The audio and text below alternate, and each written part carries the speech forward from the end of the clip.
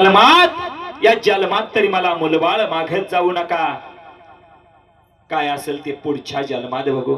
अरे बाळू धनगराची सेवा चाकरी करताय आणि तुमचं काम झालं नाही म्हणून माझ्या नावानं अरे जगामध्ये बोंबलत सांगत सुटायचं असेल तर मला तुमच्या सेवेची गरज नाही.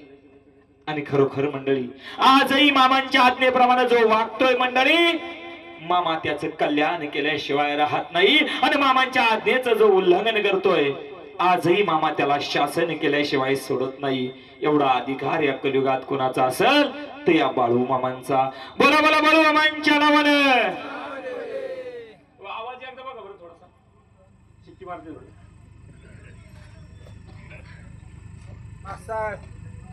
हॅलो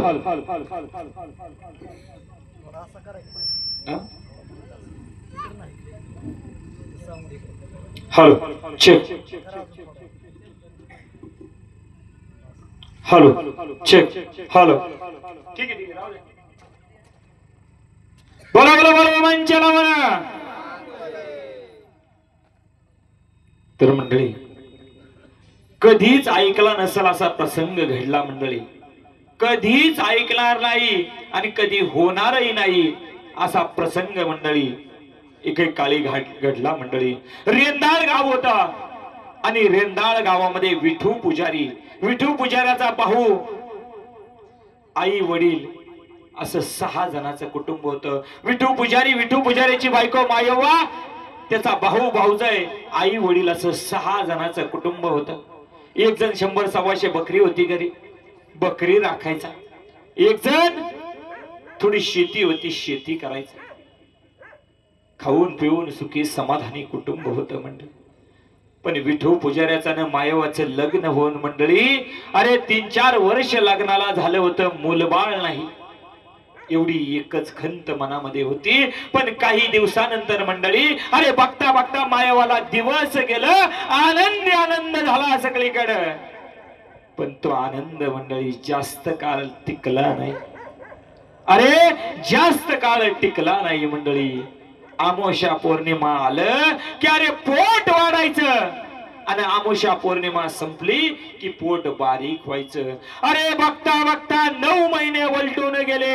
अरे मुलबाळ व्हायचं असेल तर किती दिवस लागतात? 9 महिने 9 दिवस लागतात. इथं 9.5 महिने पूर्ण होऊन गेले पण बाळंतीण होण्याची कोणती चिन्ह दिसत नव्हती, कोणतीच चिन्ह दिसत नव्हती. जुना काळ मंडळी 90-95 वर्षापूर्वी अरे डॉक्टरची सुविधा बिन त्यावेळेस उपलब्ध नव्हती. सगळं देव पाहिलं, देवऋषाकडे गेला, सगळं वैद्य झालं, डॉक्टर झालं, पण कसला गुण आला नाही मंडळी.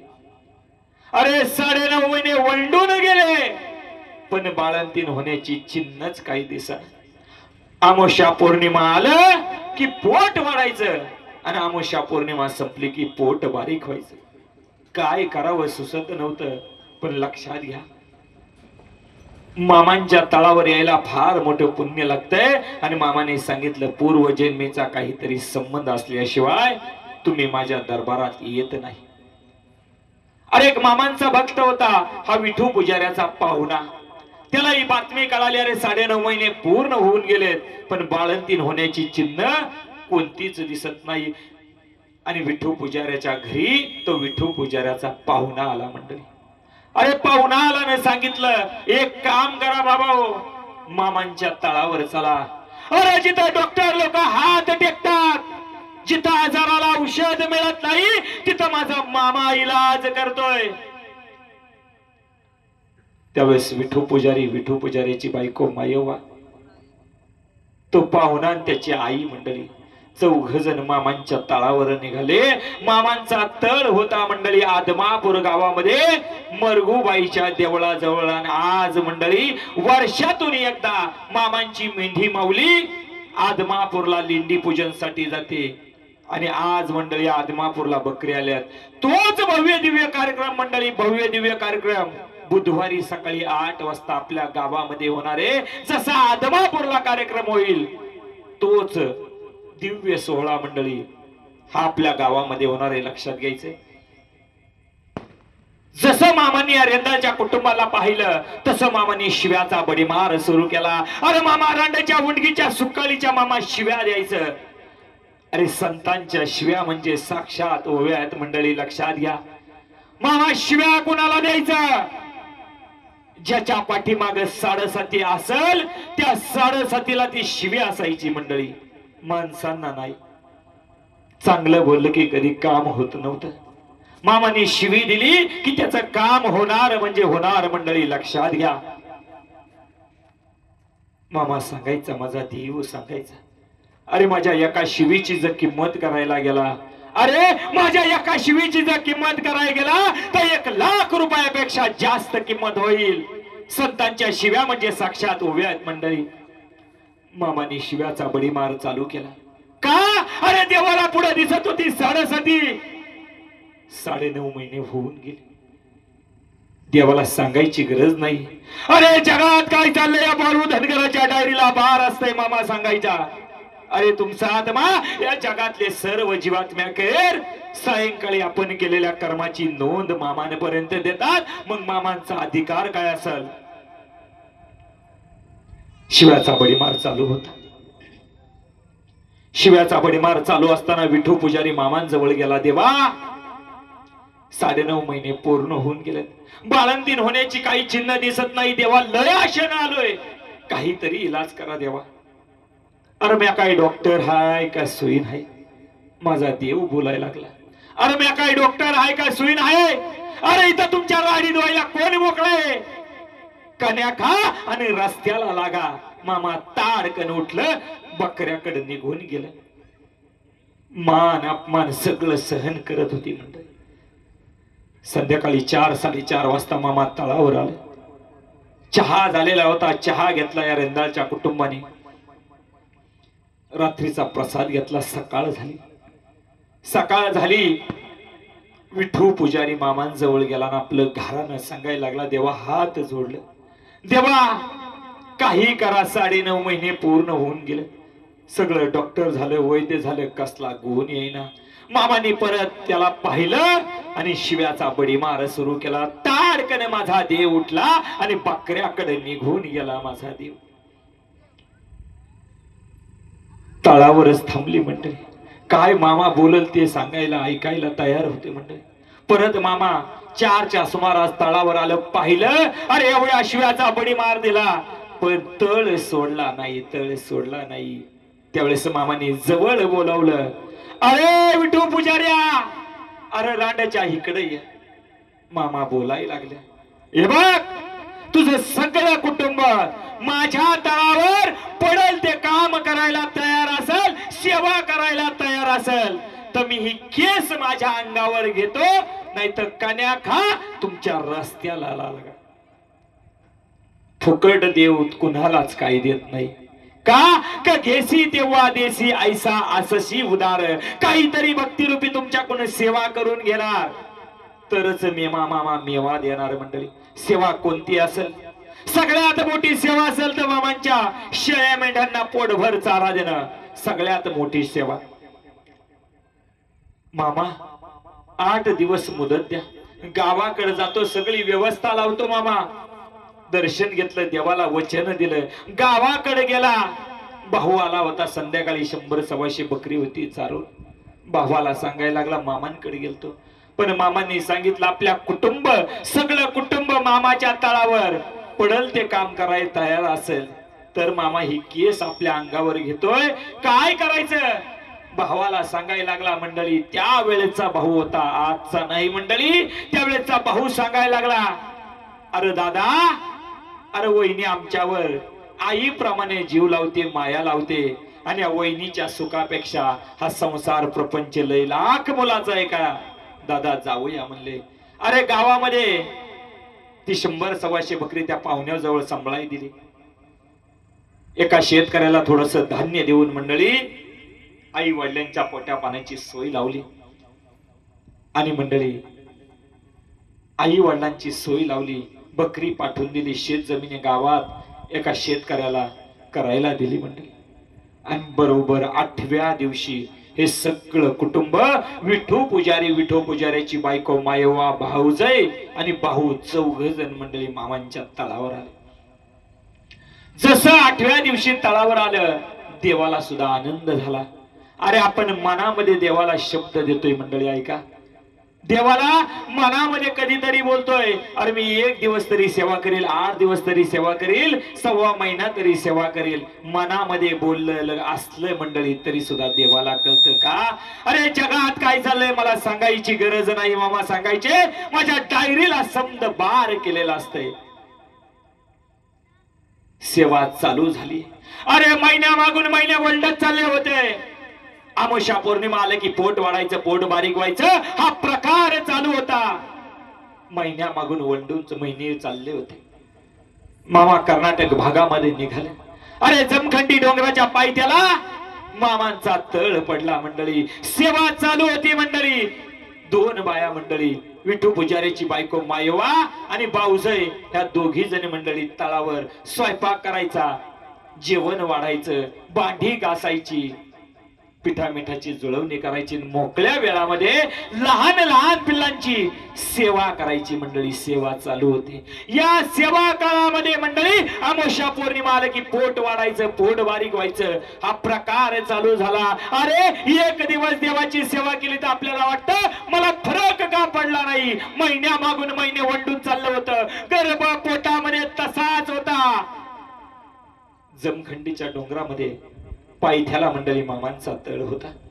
माझा देव होता. बकऱ्यामध्ये मामा अदृश्य रूप धारण केलं, तळावर हजर झालं. अरे हनवटीला अशी काठी लावली, जगाच्या मालकानं वर आकाशाकडे पाहिलं आणि टिचकी वाजवली. समोर मायवा लहान लहान पिल्लांची सेवा करत होती, केस विंचरत बसली होती. एवढ्यात माझ्या देवानं आवाज दिला. किती किती किती प्रेम भक्तावर. देवाचं किती सुमळ, किती बोलणं बघा, किती प्रेमळ बोलणं माझ्या देवाचं. देवानं सांगितलं, माई अगं तुझं घरवार पण संपलं बघ. आणि क्षणात माझा देव अदृश्य झाला. अरे जमखंडीचा डोंगर सगळीकडे पाहिला मायवानं, पण मामा कुठं दिसलं नाही म्हणजे, कुठंच दिसलं नाही. 4, 4:30, 5 वाजता मामांची बकरी तळावर आली. तळावर आली, कोण काय बोललं नाही. काही दिवसानंतर मामांनी आपला तळ उचलला आणि हळूहळू हळू मंडळी अकोळ गावामध्ये बाळोबाच्या माळावर मामांचा तळ पडला. बघता बघता महिने मागून महिने वंडून चालले होते. अरे गर्भ पोटामध्ये तसाच होता. अरे 27 महिने पूर्ण झाले होते, गर्भ पोटामध्ये तसाच होता. अमावस्या पौर्णिमा आले की पोट वाढायचं, पोट बारीक व्हायचं. फक्त विश्वास ठेवला होता माझ्या मालकावर, जगाच्या मालकावर, ब्रह्मांड नायक बाळू मामांवर. काय करल ते मामा करल, काय करल ते मामा करल. मामांची सेवा सोडायची नाही, मामांची भक्ती सोडायची नाही, एवढं सगळ्या कुटुंबाने मनामध्ये विचार केला होता. 17 महिने झालं मामांच्या तळावर सेवा करतात मंडळी. 17 महिने झालं मामांच्या तळावर सेवा चालू आहे. 27 महिने झाले पोटामध्ये गर्भ तसाच आहे. आणि अक्कोळ गावामध्ये बाळोबाच्या माळावर मामांचा तळ पडला. आणि मामांनी सांगितलं, बोलवलं रेंदाळच्या कुटुंबाला. अरे आशीर्वादाचा नारळ आणि मामांचा संजीवनी भंडारा दिला. जो समुद्र मंथनातनं भंडारा निर्माण झाला, तुमच्या आमच्या कपाळाला भंडारा लागतोय, तो समुद्र मंथनातनं निर्माण झालेला भंडारा. मामांनी सांगितलं, आता जा बाबा घरी, गुण येईल नाही येईल, विश्वास होता जगाच्या मालकावर. आशीर्वादाचा नारळ आणि भंडारा दिला. आता एवढं महिने झालं तळावर सेवा चालू आहे. आता घरी गेल्यानंतर संसार प्रपंच कसा करायचा. पण जगाचा मालक माझा देव बाळोमा, देवानं काही रक्कम दिली, वाट खर्चासाठी पैसे दिले आणि देवानं आशीर्वाद दिला. अरे घरी गेलं कुटुंब आणि बरोबर 8 दिवसानं 8व्या दिवशी मंडळी मायवा बाळंतीण झाली आणि मुलगा झाला. अरे 27 महिन्यानं मुलगा पोटाला जन्माला घालणारा कलियुगातला कोणता देव असेल तर या जगाच्या पाठीवर फक्त बाळोमाय. लक्षात घ्या. बरोबर 3ऱ्या दिवशी माझा देव या रेंदाळ गावामध्ये प्रकट झाला. लांबून आवाज मारला बाहेरून, माई अगं झाली का बाळंतीण? भाई मामा काय झालं? मुलगा झाला. देवाला सांगायची गरज नाही, पण मामा मुद्दाम विचारायचे. लक्षात घ्या. मामा आतमध्ये या की. अगं पोरे मला आतमध्ये येता येणार नाही. आणि मामा परत अदृश्य झालं आणि मामा बकऱ्यामध्ये गेले. बघता बघता बारशाचा कार्यक्रम झाला. अरे त्या मुलाचं नाव ठेवायचं काय? विठू पुजारी विचार करायला लागला. पण ज्या देवाने मुलाला जन्माला घातलंय त्याच देवाचं नाव ठेवायचं न बाळू नाव ठेवलं. बघता बघता मुलगा 12 वर्षाचा झाला. मामांच्या तळावर सेवा करू लागला. 12 वर्षाचं मूलबाळ, छोटस बाळ, 12 वर्षाचा मुलगा तो मामांच्या तळावर सेवा करू लागला. वर्ष 2-2 वर्ष राहू लागला. आता 27 महिन्यानं मुलगा झालाय. आई वडील सेवा काळामध्ये भेटा यायची. मामा आमच्या मुलाला घरी घेऊन जाऊ का? मामा विनोदानं म्हणायचं, अरे 27 महिने तुझा बाळू कुठं होता? अगं याला जन्माला घालायला मला सुदर्शन चक्र सोडावं लागलं. आणि सुदर्शन चक्र सोडल्यानंतर किंचीचा स्पर्श त्याच्या शरीराला झाला म्हणून त्याचा एक कान कातरलाय बघ. आणि खरोखर मामा जर सुदर्शन चक्र सोडून जन्माला घालत असेल मुलबाळ तर मामांचा अधिकार काय असेल? अरे साक्षात सृष्टीचं चक्र चालवणारा कोणीतरी आहे. मामा सांगायचे त्याला ईश्वर म्हणतात. तो म्हणजे मीच आहे हे फक्त जवळच्या भक्तांना सांगायचे. अरे बोला बोला बरोबर मांचला बरं. खरोखर 27 महिन्यानं मामाने मुलाला जन्माला घातलं. मामांचं अवतार कार्य कशासाठी? जगाच्या कल्याणा. अरे जगाच्या कल्याणा, संतांच्या विभूती, देह कष्टविधी, परोपकारे. आणि खरोखर जगाच्या कल्याणासाठी मामांची भ्रमंती चालू होती. तर असंच मंडळी एक रामचंद्र बाळाप्पा सालमंडप मामांचा भक्त होता. रामचंद्र बाळाप्पा सालमंडप मामांचा भक्त होता. ज्यावेळेस मामांची बकरी निंगापूर गावाला जायची त्यावेळेस तो सेवेला यायचा. मंडळी कधीतरी मामांची सेवा करावी. अरे काय 2-4 महिने असेल, महिना असेल, 2 महिने असेल, मामांची सेवा करावी. आणि खरोखर माझ्या देवाने एकदा सांगितलं, अरे वर्षातलं 12 महिने असतात, वर्षातलं 12 महिने असतात. 11 महिने तुमचा संसार प्रपंच करा, फक्त 1 महिना माझ्या बकऱ्यांसाठी द्या, माझ्या तळावर येऊन सेवा करा. अरे तुमच्या घरामध्ये कमी हा काय जर प्रकार जाणवला तर पुढच्या वर्षी बाळू धनगर नाही म्हणून पुढच्या वर्षी सेवेला येऊ नका म्हणून मामाने सांगितलं. देवाची सेवा केल्यानंतर देव काय बी कमी करून देत नाही. अरे आपल्या घरामध्ये पाणी भरल्याशिवाय देव सोडत नाही. त्यावेळेस मंडळी हा रामचंद्र बाळाप्पा सालमंडप मामांच्या तळावर सेवेला आला. 4 मुलं होती मंडळी त्याला. 4 मुलं होती आणि त्याचा 2 नंबरचा मुलगा होता. त्याचं नाव होता आनंद. जुन्या काळामध्ये मंडळी 7वी शिक्षण झालं होतं त्याचं. आणि 7वी शिक्षण झालं की शिक्षकाच्या नोकरीसाठी त्यानं रिसर अर्ज केलेला होता. 31 साल मंडळी त्यावेळेस एकादशीचा दिवस होता. एकादशीचा दिवस होता आणि हा रामचंद्र बाळाप्पा सालमंडपचा 2 नंबरचा मुलगा आनंद मामांच्या तळावर आला. द्वादशीच्या दिवशी सकाळ पाट 4 वाजता त्यानं लांबून मंडळी पाणी आणलं खांद्यावर. त्या पाण्यानं देवानं आंघोळ केली. सगळे आरती झाली. प्रसाद घेतला. सगळे भक्त मंडळी गप्पा मारत होते. एवढ्यातच या रामचंद्र सालमंडपच्या मुलानं त्या आनंद मामांनी प्रश्न केला मामांना, देवा मामा माझं 7वी शिक्षण झालंय, शिक्षकाच्या नोकरीसाठी रितसर अर्जही केलाय, मला शिक्षकाची नोकरी मिळेल काय देवा? मामाने क्षणात उत्तर दिलं, का तुझी खुर्चीच रिकामी म्हणून सांगितलं. दोघाला बाप लेकाला आनंद झाला. पण संतांच्या खुना वेगळ्या. संतांची खून सांकेतिक मंडळी. अरे पाण्यास लागली तहान, संता घरची उलटी खून. काय कळालं नाही पण आनंद झाला. अरे खुर्ची रिकामी मनामध्ये आनंद झाला. ते वर्ष संपलं मंडळी. दुसरं वर्ष चालू झालं. मार्च महिना आला. गुढीपाडवा झाला. गुढीपाडवा जसा झाला तो आनंद नावाचा मुलगा 7वी शिक्षण झालेलं होतं. शिक्षकाच्या पदासाठी रितसर अर्जही केलेला होता. मामांनी सांगितलं तुझी खुर्चीच रिकामी, तोच मरण पावला. म्हणत दुःख झालं मंडळी. मुलगा गेल्याचं काय दुःख होत असेल मंडळी. जावे त्याच्या वंशा तेव्हा कळे. दुःख झालं मंडळी. बघता बघता मंडळी अंत्यविधी झाला, दशक्रिया विधी झाला, शेवटचा विधी असतो त्या विधी झाला. त्याच दिवशी दुपारी 12 वाजता एक पत्र आलं. अरे पोस्टमन पत्र घेऊन आला, टपाल पत्र वाचत असताना ओंधका आला, रडायला आला. अरे त्या पत्रामध्ये लिहिलं होतं, या आनंदला मंडळी शिक्षकाची नोकरी मंजूर झाली. पण देवानं त्यावेळेला सांगितलं होतं, अरे त्याची खुर्चीच रिकामी आहे, तुझी खुर्ची रिकामी आहे. बघा या आनंदने मंडळी या लोकाची यात्रा संपून पर लोकाला गेला होता मंडळी, आणि त्याला शिक्षकाची नोकरी मंजूर झाली होती, पण त्या खुर्चीवर बसण्यासाठी तो राहिलेला नव्हता. जून महिना चालू झाला मंडळी. मामा निंगापूर गावाला आलं. नुकतीच पावसाला सुरुवात झाली. रामचंद्र बाळाप्पा सालमंडप मामांच्या तळावर गेला आणि माझ्या देवाला सांगायला लागला, रडायला लागला, हुंदक द्यायला लागला, देवा माझा मुलगा गेला. देवा मामांनी सांगितलं, अरे जगणं मरणं हे सगळं परमेश्वराच्या हातातलं असतंय. अरे ज्याचं त्याचं मरण हे ज्याच्या त्याच्या प्रारब्धानुसार ठरलेलं असतं, त्याला आपण कोण अडवणार. एवढं देवानं सांगितलं, समजूत काढली. पण खरोखर मंडळी त्याचं दुःख रडणं बंद झालं नाही.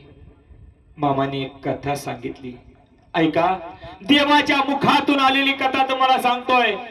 देवानं सांगितलं, रे एक मुलगा मंडळी काहीतरी अविचार होता मनामध्ये. एका उंच झाडाच्या शेंड्यावर बसला, हातामध्ये कुऱ्हाड होती. ज्या फांदीच्या शेंड्यावर बसला तीच फांदी बुडख्यापासून तोडायला सुरुवात केली. काय होईल मंडळी. अरे ज्या फांदीच्या शेंड्यावर बसलाय तीच फांदी जर बुडख्यापासून तोडायला सुरुवात केली असेल, काय होणार मंडळी. अरे ज्या फांदीच्या शेंड्यावर बसलाय फांदी तुटणार मंडळी, खाली कोसळणार, पडणार. फांदी तोडत होता. मामा कथा सांगत होते रामचंद्र बाळाप्पा सालमंडपला, का तर त्याचा मुलगा गेलेला होता मंडळी. मामा सांगत होता, अरे तो मुलगा फांदी तोडत होता.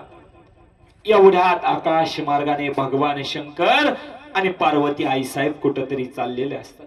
हे दृश्य जसं पाहिलं तसं पार्वती आईसाहेब बोलायला लागल्या भगवान शंकरांना, काही करा तेवढ्या त्या मुलाला वाचवा. पण भगवान शंकर मंडळी सर्वज्ञ, जगाचे मालक. अग त्या पोराचं मरणच त्याच्यात आहे, त्याला मी कसं वाचवणार. नाही म्हणले, मला सांगू नका. पार्वती आईसाहेब बोलायला लागल्या, मला काही सांगू नका, काही करा त्या मुलाला तेवढं वाचवा. त्यावेळेस भगवान शंकरानं एक योजना आखली. आपण दोघही त्या झाडाखाली मंडळी सांगितलं, दोघही अदृश्य रूपामध्ये उभं राहू. तू त्याच्या डाव्या बाजूला उभं राहा, मी उजव्या बाजूला उभा राहतो. ज्या वेळेस फांदी तुटल त्यावेळेस खाली कोसळल, काहीतरी बोलल, आई आई बोलल, त्यावेळेस तू त्याला धरायचं. बाबा बाबा हाक मारली तर मी त्याला वाचवणार. आणि खरोखर फांदी तुटत तुटत आली. फांदी तुटली, फांदी कोसळली, मुलगा कोसळला. तो आई सुद्धा बोलला नाही, बाबा सुद्धा बोलला नाही. अय्यो अय्यो कसा तरी अस्पष्ट काहीतरी उच्चार केला, खाली पडला आणि मेला मंडळी. होणारे ते कधी न टळे, जरी ब्रह्मतया आडवा. मामा सांगायला लागला, माझा देव सांगत होता, अरे मरण हे ज्याच्या त्याच्या प्रारब्धानुसार ठरलेलं असतं, त्याला आपण कोण अडवणार, कसं वाचवणार. एवढं सांगितल्यानंतर मंडळी सगळं सोडून दिलं त्यानं, सगळं दुःख सोडून दिलं, माझ्या मामांची सेवा करायला चालू केली. दृष्टांत संपलेला नाही मंडळी, लक्षात घ्या. सगळं सोडून दिलं, देवाची सेवा चालू झाली. अरे ऐका, अशा काही घटना आपल्या जीवनामध्ये घडल्याच्या नंतर आपण देवाची सेवा सोडून देतो मंडळी, लक्षात घ्या. अरे अशा काही घटना आपल्या जीवनामध्ये घडल्यानंतर आपण देवाची सेवा सोडून देतो. अरे आपण सांगतो, मी मामांची सेवा करतोय, आदमापूरची वारी करतोय, अन्नदान करतोय, पंढरीची वारी करतोय, सप्त्यामध्ये पंगत घालतोय, मामांची सेवा करतोय. तरी असं माझ्या बाबतीत घडायला नको होतं. पण लक्षात घ्या, अरे 84 लक्ष योनी फिरल्यानंतर हा मनुष्य देह माणसाला प्राप्त होतोय. पाठीमागच्या वर्षी जी बाजरी पेरली ते आपण ह्या वर्षी खातो आणि ह्या वर्षी जी बाजरी पेरणार ती पुढच्या वर्षी खाणार. तसं पाठीमागचं प्रारब्ध भोगण्यासाठी या जन्माला आलोय मंडळी. प्रारब्ध कुणाला चुकवता आलं नाही. त्यासाठी त्या रामचंद्र बाळप्पा सालमंडपनं मामांनी सांगितल्यानंतर सगळं सोडलं, देवाची सेवा चालू केली. देवाची सेवा चालू केली आणि दुःख विसरून गेला. बघा होणारे ते कधी न टळे, जरी ब्रह्म तया आडवा. बघा त्या मुलाचं मरण होतं म्हणून मेला आणि देवाने सांगितलं होतं तुझी खुर्ची रिकामी राहील. का जगात काय चाललंय मामा सांगायचे मला सांगायची गरज नाही, समद माझ्या डायरीला बार केलेला असतंय. बोला बोला बाळूमामांच्या नावानं. बघा होणारे ते कधी न टळे, जरी ब्रह्म तया आडवा. पण लक्षात घ्या आलेलं मरण सुद्धा चुकवता येतं. मामांची सेवा केल्यानंतर आलेलं मरण सुद्धा कसं चुकवता येतं. तर असंच एक लगामन्ना बहिरू भमान्नवर नावाचा मामांचा एक भक्त आजही जिवंत आहेत मंडळी. धनगर समाजाची काही बकरी मंडळी, अनेक मंडळी आपापली बकरी घेऊन गडिंग्लजच्या परिसरामध्ये चारण्यासाठी निघून गेली. मामांचा तळ होता मंडळी औरनाळ गावामध्ये आणि औरनाळ गावाचा रामू सावंत मामांच्या तळावर सेवेला होता. हा रामू सावंत आणि हा लगामांना भैरव भवानावर हे दोघ जण मित्र. त्यानं सांगितलं, रामू सावंतनं सांगितलं, अरे लगामांना होता गडिंग्लजच्या परिसरामध्ये, अरे मामांचा तळ आमच्या गावामध्ये आलाय, दर्शन घेऊन जा, मामांचा कन्याचा प्रसाद खाऊन जा. जसं हा लगामांना मामांच्या तळावर आला, हा रामू सावंत घेऊन आला, तसं मामा शिव्याचा बडीमार सुरू केला देवानं. मामा शिव्या कोणाला द्यायचं? अरे रांडच्या उंडकीच्या मामा शिव्या कुणाला द्यायचं? आपल्या पाठीमागच्या 7.5 का एका शिवीची किंमत मामाने सांगितली. माझ्या एका शिवीची किंमत करायला गेला ते 1 लाख रुपयाच्या पुढे होईल.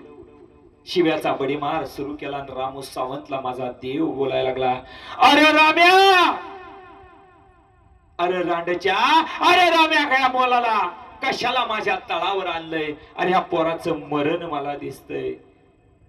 मामांनी हाकलून दिलं. का? देवाला मरण दिसत होत. त्या लगामांना भैरव भावांनावरच मामांना मरण दिसत होतं. देवानं हाकलून दिलं. पण या लगामांचे काही मित्र मंडळी मामांच्या तळावर सेवेला आले. 4 दिवसानंतर त्यांच्या नादाने परत तळावर आला. जसं तळावर आला मामाने परत शिव्याचा बडीमार सुरू केला आणि मामा रामू सावंतला बोलायला लागलं, लेका, अरे राम्या, अरे लेका या पोराचं मरण मला दिसतंय.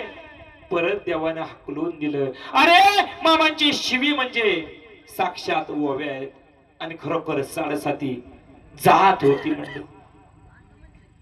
8 दिवस झाले म्हणजे 8 दिवस झाले आणि ह्या लगामांना भैरव भामांनावरला काय वाटलं माहित नाही.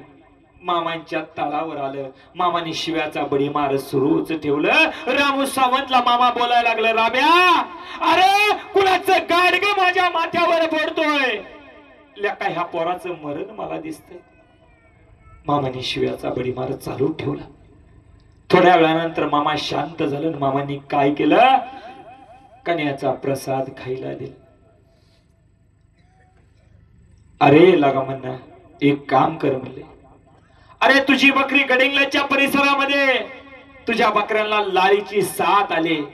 माझी बकरी औरनाळ गावावरून गडिंग्लज भागामध्ये न जाता बडगावला व्यवस्थितरित्या निहून पोचवण्याची सेवा तू करायची.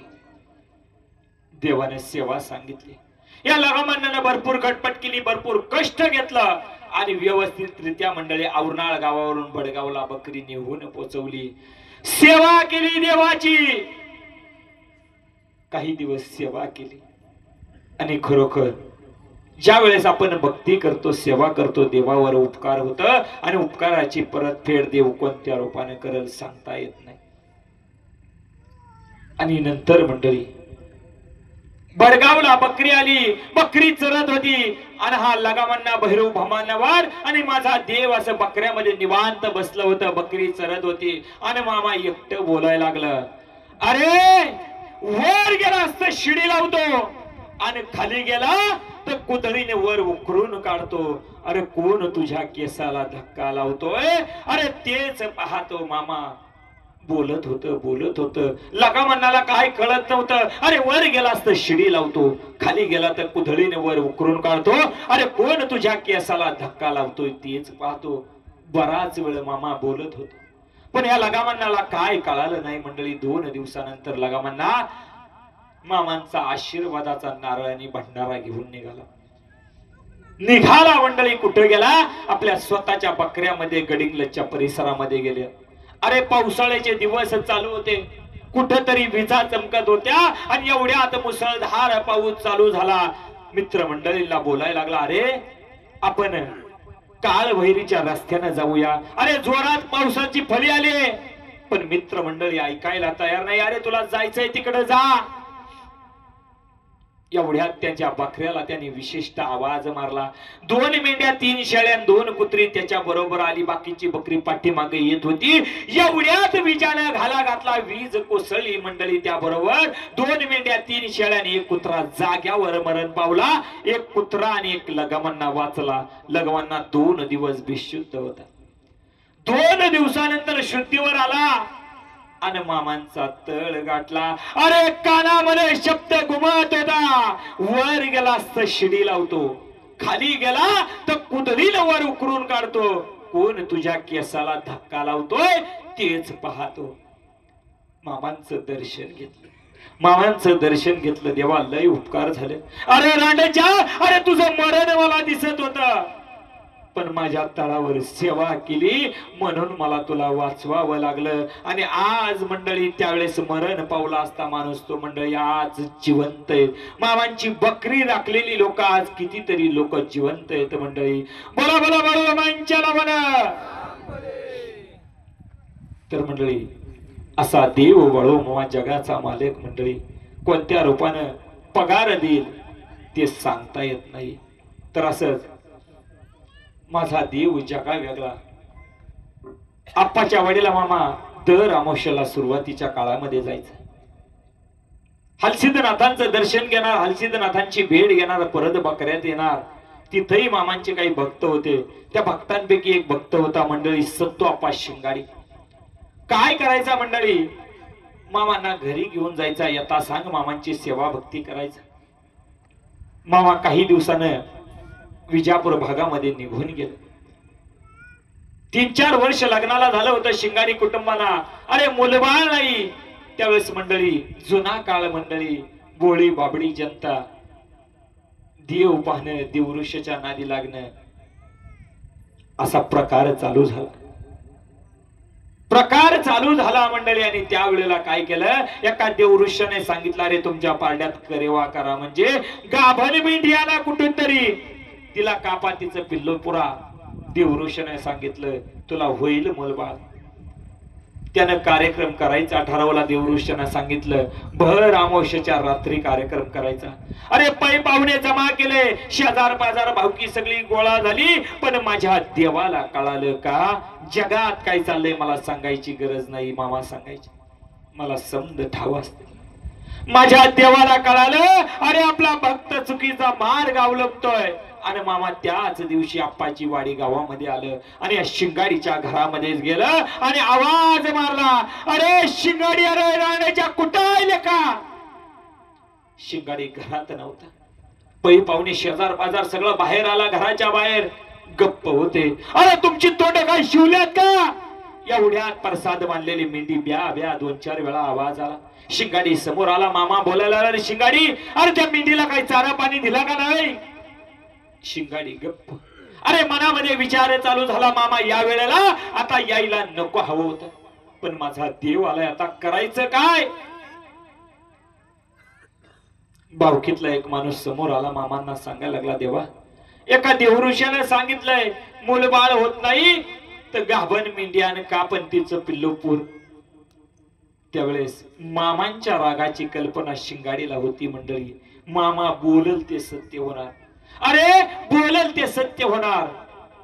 त्यावेळेस शिंगाडीने मामांच्या चरणावर मस्तक ठेवलं. देवा, हा कार्यक्रम रद्द करतो म्हणे. मामांना सांगितलं हा कार्यक्रम रद्द करतो. मामा काय करत नाही, सगळ्यांना हात जोडला, घरी पाठवलं. मामा आप्पाची वाडी गावामध्ये हलसिद्धनाथांच्या मंदिरामध्ये मामांनी मुक्काम केला. दुसऱ्या दिवशी मामांनी घालं बकऱ्याकडे शिंगाडीला निरोप धाडला. अरे शिंगाडी भेटाय. शिंगाडीला जसा निरोप पळाला तसा पळत पळत गेला. मामांनी काल सांगितलं होतं, अरे मुक्या प्राण्याचा बळी देऊन तुला मुलबाळ होणार नाही, पाप लागल पाप. दुसऱ्याचा जीव घेऊन तुला मुलबाळ होईल असं वाटत असेल तर तसं होणार नाही, पाप लागल. मनामध्ये विचार चालू झाला. अरे मामांचं दर्शन घेतलं. मामांना निरोप देण्यासाठी गावाबाहेर चालत चालत बोलत बोलत शिंगाडीने मामा निघालं होतं बकऱ्याकड. आणि गावाच्या बाहेर जसं आलं तसं भलं मोठं आंब्याचं झाड होतं. आणि मामांनी साक्ष दिली. अरे शिंगाडी, अरे आंब्याच्या झाडाच्या साक्षीनं तुला सांगतोय, तुला एकच नाही 5 मुलं होतील. आणि बरोबर मामांनी सांगितलं, पुढच्या वर्षी तुझ्या घरामध्ये पाळणा हलत. आणि खरोखर मंडळी 5 मुलं आणि 2 मुली शिंगाडी कुटुंबांना झालं. अरे ज्या वेळेस मंडळी, आजही मंडळी आप्पाच्या वाडीची ज्यावेळेस यात्रा असते, मामांचा नैवेद्य या शिंगाडी कुटुंबाच्या घरामध्ये होतो मंडळी. आणि एक दिवस मामांनी सांगितलं, शिंगाडी आणि मामा बकऱ्यामध्ये होतं, सेवा सोडली नाही मंडळी. देवाचे उपकार कोणत्या ना कोणत्या रूपामध्ये सेवा करून फेडायचं असतं. शिंगाडी आणि मामा निवांत बकऱ्यामध्ये होतं, बकरी चरत होतं. शिंगाडी, अरे लई सेवा केली माझी, लई सेवा केली. अरे शिंगाडी, अरे म्या समाधी घेतल्यानंतर तुझ्या घराची पुढे 40 वर्ष राखण करेल. काय सांगितलं देवानं बघा. देवाची सेवा केल्यानंतर देवानं सांगितलं, अरे मी समाधी घेतल्यानंतर पुढे 40 वर्ष तुझ्या घराची राखण करेल. आजही मंडळी दर अमावस्याच्या दिवशी चंद्रभागेला जाऊन चंद्रभागेचं पाणी आणून हलसिद्धनाथांना आंघोळ स्नान घालण्याचं काम हे शिंगाडी कुटुंब करतोय मंडळी. काय देव कोणाकडून सेवा करून घेईल सांगता येत नाही. बोला बोला बोला मांच्या नावानं चांग बोल. तर मंडळी असा हा देव जगा वेगळा, देव जगा वेगळा, देव जगा वेगळा कसा. तू माझ्याकडे येऊ नको, मीच तुझ्याकडे येतो. आणि विजापूर भाग माझ्या मामाने सोडला. मामांची बकरी आली मंडळी डोनी गावाला. डोनी गावावरून उठतळ होता. बकरी येणार होती केरूर गावाला, लखाप्पा बेकेरे पहिलवानाच्या गावाला. अंतर लांब होतं मंडळी. डोनी ते केरूर मंडळी अंतर लांब होतं. आणि बकरी अर्ध्या पोटानं उपाशी होती. हेच कळालं मंडळी केरूर गावच्या लखाप्पा पहिलवानाला. त्याला माहित होतं, मामांची बकरी ज्या दिवशी उपाशी राहतात त्या दिवशी माझा देव सुद्धा जेवत नाही. ज्या दिवशी बकरी बोर्डवर जरली की त्या दिवशीच माझा देव जेवतोय. आजही मंडळी मामांच्या शेळ्या मेंढ्या उपाशी येऊ द्या, देव जेवत नाही. अरे तुम्ही समजताना मामांनी महासमाधी घेतली, पण मामांनी सांगितलं नाही, मी असं समजू नका. अरे ज्या दिवशी ओल्या झाडाला आग लागल त्या दिवशी जगात वळू धनगर ढाई म्हणून समजा. आता ओली झाड उभ्याने कधी पेटल? ज्या दिवशी पृथ्वीवर महाप्रलय महाअग्नी ज्वालाने ओली झाड खालून वरून उभ्याने पेटल त्या दिवशी मामांनी सांगितलं मी नाही असं समजा. आजही मंडळी बकरी उपाशी आली तर देव जेवत नाही. आजही मंडळी मामांची शेळ्या मेंढ्या उपाशी आल्या तर देव जेवत नाही मंडळी. लखाप्पा पहिलवानाला माहित होत. त्यानं मंडळी एक ब्राह्मणाची 8 एकर शेत जमीन अर्ध्या वाट्यानं करायला घेतली होती. ब्राह्मणाची जमीन करायला घेतली होती, पण कसलाच विचार केला नाही. अरे माझा देव गावामध्ये येतोय, देवाला उपाशी ठेवून कसं झालं. सगळी बकरी अडवली मंडळी, सगळी उभ्या पिकामध्ये सोडून दिली. अरे नाना तऱ्हेची पिकं होती, कसली विचार केला नाही. एक दीड तास 2 तास झालं मंडळी बकऱ्यांची पोट भरली आणि मामा पाठीमागं चालत चालत भक्त मंडळी समोर येत होत. समोर दृश्य पाहिलं ना मामा गडी माणसांना बोलायला लागले मेंढके मंडळींना, अरे कुणाच्या शेतामध्ये बकरी सोडली, अरे कुणाचं घर पेटवायला निघाला. देव काय सांगायचं म्हटलं, अरे कुणाचं घर पेटवायला निघाला. संतांच्या खुणा वेगळ्या. पाण्यास लागली तहान, संता घरची उलटी खून. पाण्याला कधी तहान लागते का? संतांच्या उलट्या खुणा. कुणाचं घर पेटवायला निघाला, उलट करा मंडळी, कुणाचं चांगलं करायला निघाला. मामा बोलायला लागले. गडी माणूस एक सुद्धा बोलायला तयार नव्हतं. लकापा पैलवान मामांच्या समोर गेला, नतमस्तक झाला. देवा हे शेत माझं आहे आणि मी स्वतःच्या खुशीनं बकरी सोडल्यात पिकात. मामा मला ठाव होतं मामा, तुमची बकरी उपाशी म्हणजे तुम्ही उपाशी राहणार. आम्ही उपाशी कसं राहू दिल देवा तुम्हाला. मामा शांत झाले. त्याची भक्ती, त्याची निष्ठा, जिव्हाळा, प्रेम पाहिलं. आणि मामा संध्याकाळी या लखाप्पा बेकरीच्या वस्तीवर मामांचा तळ पडला. आता लखाप्पाची परिस्थिती नाजूक होती मंडळी. साधं छप्पर होत, अरे वाळलेली झाडाची मेड होती घराला. मेड कळती ना सर, किती साधं घर असेल मंडळी. दुसरा दिवस उजाडला मंडळी. लखाप्पाचा चुलता समोर आला. लखाप्पाचा चुलता श्रीमंत होता, पहिलवान होता, नावाजलेला गाजलेला पहिलवान होता. पण लखाप्पाला मंडळी दरिद्री म्हणून टवाळे करायचा, हिनवायचा. अरे लक्ष्मी कधी कुणाजवळ जाईल सांगता येणार नाही, एवढी चंचल म्हणते. दुसऱ्याला हिनवायचा, लखाप्पाला हिनवायचा, दरिद्री म्हणून टवाळी करायचा. आणि समोर आला, अरे देव बसलाय तंबूच्या उजव्या बाजूला. 2 पायाच्या चवडीवर माझा भगवंत बसायचा. तंबू असायचा मंडळी जमिनीवर. त्यामध्ये तंबूमध्ये बबलादी सदाशिवाचा एक फोटो असायचा, मुळे महाराजांचा एक फोटो असायचा, हलसिद्धनाथांचा एक फोटो असायचा. स्वतः बाळूमामा मध्ये बसलेले, दोन्ही बाजूला 2 घोडी. तो एक फोटो मामा द्वादशीच्या दिवशी पूजा करायचा. मामांनी सांगितलं, अरे स्वर्गाला जाणारी वाट म्हणजे कैलासाला जाणारी वाट आणि माझ्या तळावरच्या तंबूची वाट एक आहे. शब्द बारीक लक्षात घ्या. अरे परमेश्वराच्या घरची वाट आणि माझ्या तळावरच्या तंबूची वाट एक आहे. मग लक्षात घ्या मामा कोण असेल.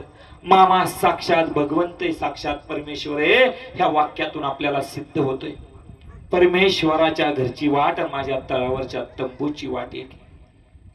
त्यावेळेस तंबूच्या उजव्या बाजूला माझा देव बसलेला होता 2 पायाच्या चवडीवर. लखाप्पा पैलवान समोर बसला होता.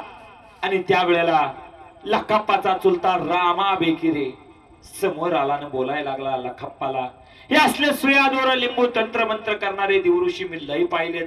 अरे असल्यांच्या नादी लागून कोणाचं चांगलं झालंय का? देवाला हिनवायला लागला. देव काय बी बोलला नाही. अरे दुसरा दिवस उजाडला. जसा दुसरा दिवस उजाडला, सूर्य उगवला होता. मामा तंबूतून बाहेर आलं. उजव्या बाजूला 2 पायाच्या चवडीवर माझा भगवंत बसला. सूर्य समोर उगवला होता ना माझा देव सूर्य नारायणाला बोलायला लागला, अरे सूर्य नारायणा, मी जर असं सुयादोर लिंबू तंत्र मंत्र करणारा भोंदू कोणी असेल तर माझा कसा निकाल लावायचा तुझं तू बघून घे. अरे विषावर ताव मारला माझ्या देवानं आणि माझ्या देवानं पहिलवानाला बोलायला लागला माझा देव, अरे माझ्या पहिलवाना, अरे तुझ्या चुलत्याच्या हातात येत्या 6 महिन्याच्या आत सूप देतो. धान्य पाकडायचं सूप माणसाच्या हातामध्ये कधी येतं मंडळी लक्षात घ्या. कधी येतं? जवळची व्यक्ती मरण पावते त्यावेळेस माणसाच्या हातात सूप येतं. अरे पुढच्या 2 महिन्यामध्ये या लकापाची चुलती आजारी पडली, रामा बेकरीची बायको. अरे पाण्यासारखा पैसा दवाखान्यामध्ये खर्च झाला, 2 महिन्यात मरण पावली. आलं का सूप मंडळी त्याच्या हातामध्ये. मामांचा शब्द कधी खोटा होत नाही, माझा देव सांगायचा. अरे आमचा जीव म्हणजे तलवारीचं पात आहे, एकदा बोललं म्हणजे वार करणार म्हणजे करणारच. जसा श्रीराम प्रभूच्या धनुष्यातून सुटलेला धनुष्य पान कधी परत मला त्यांना माघारी घेता येत नाही, तसा आमचा बोललेला शब्द परत आम्हाला माघारी घेताच येत नाही.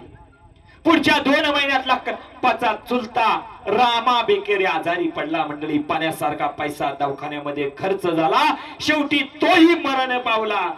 ते घर मंडळी पैशा पाण्यानं खाली गेलं, परत वर आलं नाही. 18-20 दारिद्र्य त्याच्या घरामध्ये आलं.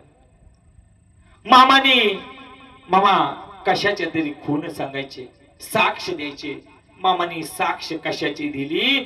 या लखप्पाची जी घराची वाळलेली मेढ होती, किती 10-20 वर्षाची असेल, त्या वाळलेल्या मेढीला साक्ष ठेवलं. सांगितलं, लखप्पाला सांगितलं होतं, अरे माझ्या पहिलवाना, तुझ्या चुलत्याच्या हातात येत्या 6 महिन्याच्या आत सुख देतो. मंडळी 4000 रुपये त्या काळामध्ये दवाखान्यामध्ये खर्च झाला. प्राथमिक शिक्षकाचा पगार किती होता मंडळी? 5 रुपये ते 10 रुपये, जास्तीत जास्त 10 रुपये महिन्याचा पगार होता. महिन्याचा पगार होता मंडळी. आणि मामांनी ज्या झाडाची साक्ष दिली, त्या मेढीची साक्ष दिली, वाळलेली मेढ मंडळी, हळूहळू त्या मेढीला पालवी फुटायला लागली. अरे शक्य कसं आहे? जगाचा मालक जो ऐसा समर्थ हो, तो मी जगाचा नाथू, गगनायसा साक्षी होतो तोही मीची. अरे विश्व निर्माण करून त्यात आपल्या इच्छेनं काही घडून आणू शकणारा मामा आहे. पंचमहाभूतावर सत्ता गाजवणारा माझा मामा आहे. अरे चराचरामध्ये प्रेरणा निर्माण करणारा माझा मामा आहे. जगाच्या अस्तित्वावर ज्याचं मुळीच अस्तित्व नाही, तो माझा मामा आहे. आणि खरोखर अनंत परब्रह्म साक्षात माझा मामा. त्यावेळेस त्या झाडाला पालवी फुटली, हळूहळू फांद्या फोपायला लागल्या. अरे काही दिवसातच मंडळी ती वाळलेली मेढ म्हणजे जिवंत बाभळीचं झाड झालं. तशी लखप्पाची परिस्थिती सुधारायला लागली. मामाने सांगितलं, अरे लखप्पा पहिलवाना, अरे या झाडाला वर्षातून एकदा पेहराव करा, यात्रा करा, नैवेद्य करा. आणि आजही मंडळी त्या झाडाची अक्षय तृतीयेला पूजा केली जाते, नैवेद्य केले जाते. आजही झाड ते मोठे जिवंत आहे. तर मंडळी हळूहळू लखप्पाची परिस्थिती सुधारायला लागली. देवाची सेवा सोडली नाही. अरे तळावर यायचा 7-7, 8-8 महिने मामांची सेवा करायचा तळावर. 3 भाऊ होते, 1 बहीण होती. परिस्थिती थोडी नाजूकच होती अजून. लखप्पाची आई मामांच्या तळावर आली, देवाबरोबर लखप्पा बरोबर भांडायला लागली. अरे लखप्पा, तू जर असा देवाबरोबर सेवा करणार, आपला संसार प्रपंच कसं व्हायचं पुढं? मामांनी सांगितलं लखप्पाच्या आईला, म्हातारे अगं काळजी करू नकोस. खिशामध्ये मामांनी हात घातला, 100 रुपयाची थैली काढली आणि त्या म्हातारी समोर फेकली, लखप्पाच्या आई समोर. अगं तुम्ही ब्राह्मणाची 8 एकर जमीन करताय ना? अगं तुम्ही ब्राह्मणाची 8 एकर जमीन करताय ना? त्या शेताला माझ्या मेंढी माऊलीचं पाऊल लागलंय. अरे मेंढी माऊलीचं पाऊल लागलंय. एवढा मोठा चारा खाल्लाय, कुणाचे उपकार मी ठेवून घेणारा देऊ नाही. अगं त्या 8 एकर शेत जमीन ब्राह्मणाची तुम्ही करताय ना, ती तुम्हालाच मिळणार. शब्द देवाने दिला आणि शब्द देवाचा खोटा ठरला. आज तागायत झालं नाही म्हणलं. थोडं दिवस गेलं मंडळी. थोड्याच दिवसात काय झालं मंडळी? त्या ब्राह्मणानं ती जमीन विकाय काढली. मुलींचं लग्न करायचं होतं. लखप्पाच्या घरी निरोप दिला, जमीन घ्यायचा असेल तर बोलणी करायला या. लखप्पाची आई गेली, 100 रुपये दिले, इसार पावती केली. 5000 रुपयाला 8 एकर शेत जमीन घ्यायचं ठरलं मंडळी त्यावेळेला. आता एवढं पैसे आणायचं कुठून? शिक्षकाचा महिन्याचा पगार होता 5 रुपये तर जास्तीत जास्त 10 रुपये. लखप्पाच्या आईनं काय केलं? दुसऱ्या मुलाला साताप्पाला पाठवलं तळावर. मामाने ओळखलं, अरे सात्या, अरे काय आलास? मामा जमीन घ्यायचं ठरलंय, 5000 रुपयाला घ्यायचं ठरलंय. आता एवढं पैसे आणायचं कुठून? आमचा भाऊ तुमच्या तळावर सेवेला. काळजी करू नका, हे 50 रुपये घ्या. त्या ब्राह्मणाला सांगा पाडव्यापर्यंत सगळी रक्कम देतो. आता एवढं पैसे फेडणार कोण? शब्द दिला देवाने. गावाकडे आला, कन्याचा प्रसाद खाल्ला. दोघही भाऊ गावाकडे आलं. थोड्याच दिवसात मंडळी अक्कोळ गावामध्ये भलं मोठं कुस्तीचं मैदान भरलं. आणि त्या कुस्तीमध्ये भाग घ्यावा का ना घ्यावा हे विचारण्यासाठी लखप्पा मामांच्या तळावर आला. देवाला सांगितलं, मामा एक कुस्ती करू का? देवाने सांगितलं, अरे लेका एक का दोन कुस्ती कर. मामा अहो पंजाबवरून पहिलवान आलेत, माझ्याच्यानं ते पेलवणार नाही. अरे रांडाच्या, अरे मी तुझ्या पाठीवर उभा आहे, कर कुस्ती लेका. लक्षात घ्या, जगाचा मालक, विश्वाचा मालक, त्रैलोक्याचा धनी, काशीचा मालक माझा ब्रह्मांड नायक बाळोमा. अरे जगाचा मालक ज्याच्या पाठीवर असेल त्याला जगात कुठेही गेलं तर घाबरायचं कारण नाही. त्यावेळेस मंडळी अक्कोळ गावामध्ये कुस्ती मामांच्या आशीर्वादावर निघाली, जिंकला मंडळी. त्याच वेळेला रोख रक्कम 2,500 आणि 1 तोळा सोनं बक्षीस मिळालं. अरे दुसरं कुस्तीचं मैदान भरलं गडिंगलजच्या परिसरामध्ये, मुतनाळ नावाच्या गावामध्ये. तिथेही मामांच्या आशीर्वादाजवळ कुस्ती निघाली, जिंकला. तिथं 1,500 रुपयाचं बक्षीस मिळालं. तिसरं कुस्तीचं मैदान भरलं कबूर गावामध्ये, तिथेही कुस्ती जिंकली. 500 रुपयाचं रोख रक्कम मिळालं. आणि असं मिळून 1 तोळा सोनं धरून 4,600 आणि पहिलं 100 रुपये दिलेलं 4,700. 300 रुपये जमीन खरेदीला कमी पडलं. मामांकडाला, मामा 300 रुपये कमी पडतात, मोठी रक्कम मंडळी 300 रुपये. अरे 300 रुपये आता कर्ज काढा. का बरं सांगितलं असेल? अरे सगळं तुम्हाला आयतं दिलं तर त्याची किंमत तुम्हाला कळणार नाही. अरे 300 रुपये कर्ज काढा म्हणजे घरच्या लोकांना कष्ट करण्याची जाण राहील. 300 रुपये कर्ज काढलं, त्याच शेतामध्ये काबाड कष्ट केलं. 5 वर्ष ज्याच्याकडून पैसे घेतलं त्यानं मागितलं नाही का? तर आशीर्वाद होता मामांचा. मामा कोणत्या रूपाने काम करल, आपल्या घरामध्ये पाणी भरल सांगता येत नाही. 5 वर्षामध्ये काबाड कष्ट केलं आणि ती रक्कम फेडली. अशा प्रकारे मामांनी या लखाप्पा पहिलवानाला 8 एकर शेत जमीन मिळवून दिली. काही दिवसानंतर मामा आदमापूर परिसरामध्ये आला. बघता बघता लखाप्पाच्या बहिणीच्या डोक्यावर काहीतरी कारणामुळे परिणाम झाला. डॉक्टरांकडे गेलं, कसला गुण आला नाही म्हणतात. डॉक्टरांकडे गेलं, कसला गुण आला नाही मंडळी. गावात एक महालिंगरायाचं मंदिर होतं. महालिंगराया म्हणजे भगवान शंकराचा अवतार मंडळी. जाता जाता सांगून जातो मंडळी, दिवाळीच्या दिवशी महालिंगरायाला स्वर्गातून भगवान शंकर येतात आणि मंडळी आहेर करून जातात. वस्त्र गुंडाळलं जातं शिखराला मंडळी. लक्षात घ्या, आजही गुंडाळलं जातं महालिंगरायाला. आणि त्यावेळेस एकदा देवानं माझ्या सांगितलं, अरे या महालिंगरायाच्या शिखरावर चढताना मला पट्टणगडोलीच्या विठुरायाची पायतान घालून शिखरावर चढावं लागतं. कशासाठी? आहेर करण्यासाठी. मामा साक्षात भगवान शंकर आहे हे वाक्यातून सिद्ध झालं. लक्षात घ्या, भगवान शंकर आजही मंडळी दिवाळीच्या दिवशी आहेर करण्यासाठी महालिंगरायाच्या शिखरावर येतात मंडळी. त्यावेळेस लोक आजही मंडळी लख प्रकाश पडला जातो आणि वस्त्र शनाद गुंडाळलं जातं. बघा देवानं काय सांगितलं, अरे या महालिंगरायाला आहेर करण्यासाठी त्याच्या शिखरावर चढताना पट्टणकडोलीच्या विठुरायाची पायतान घालून मला शिखरावर चढावं लागतं. मग मामांचा अधिकार काय असेल? साक्षात या कलियुगामध्ये भगवंताचा अवतार कोणाचा असेल तर या ब्रह्मांड नायक बाळोमांचा. बोला बोला बाळोमांच्या नावानं. तर मंडळी देवाचा ऊद येतोय मंडळी. लहान मुलं असतील त्यांना सांभाळा. कुणी माणूस इकडला तिकडे जाणार नाही. देवाच्या ऊद असेल, देवाचा नैवेद्य असेल, आडवं जायचं नाही. आपण देवाच्या दारामध्ये सेवा करायला येतोय, पुण्य कमवायला येतोय. बळवंच्या नावानं लखाप्पाच्या बहिणीच्या डोक्यावर परिणाम झाला. गावामध्ये महालिंगरायाच्या मंदिरामध्ये दर्शनासाठी घेऊन गेलं. त्यावेळेस त्या रघु नावाचा पुजारी तिथं पूजा करायचा. त्यानं सांगितलं, त्यावेळेच सांगितलं 100 रुपये मला द्यावा लागेल, मी ह्या बाईला बरं करतो. आता नाईलाजानं मंडळी सगळं मार्ग संपल्यानंतर मार्ग जो समोर येईल मंडळी त्याचा आपण पाय धरत असतो. 100 रुपये दिलं, काय बाय उपाय केला पण कसला गुण आला नाही मंडळी. कसलाच गुण नाही आला नाही.